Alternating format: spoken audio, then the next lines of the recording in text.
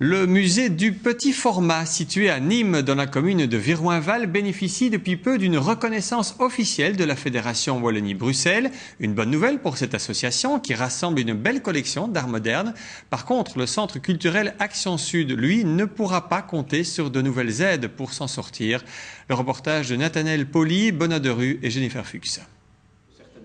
C'est à partir de l'idée simple de l'envoi d'une œuvre de format A4 par la poste que s'est constitué le musée du petit format. Au fil des biennales, la collection s'est enrichie de 30 000 œuvres en provenance de plus de 300 pays. Le musée, hébergé dans les locaux du centre culturel Action Sud, franchit aujourd'hui une nouvelle étape. Il est officiellement reconnu par la Fédération Wallonie-Bruxelles. Ça veut dire qu'il est financé, qu'il est soutenu par la Fédération Wallonie-Bruxelles, que c'est une reconnaissance sur la qualité professionnelle et la qualité du travail qui est mené.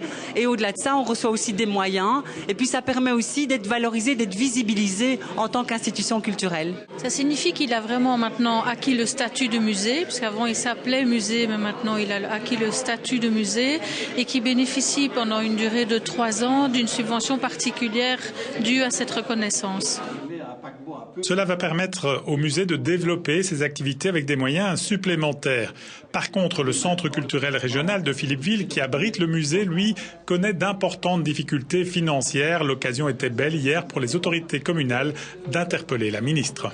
Mais le problème de ce centre culturel dans cette région, c'est qu'il est en dessous d'un seuil critique. C'est le plus petit centre culturel de la Fédération Wallonie-Bruxelles en termes de dotation. C'est le petit pousset. Il faut savoir que nous avons 115 centres culturels sur Bruxelles et Wallonie, que nous avons établi un moratoire sur l'ensemble de ces dossiers, donc pas d'augmentation de catégorie et donc souvent pas d'augmentation de budget, parce que nous souhaitons avoir une vision claire de l'ensemble du territoire pour pouvoir vraiment servir là où il manque des choses, installer de l'offre culturelle et peut-être revoir un peu la façon dont on travaille aujourd'hui.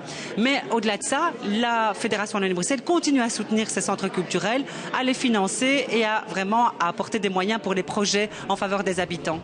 À Viroinval, on continuera à se battre pour développer une offre culturelle de qualité. Mais hier, on ne boudait pas son plaisir.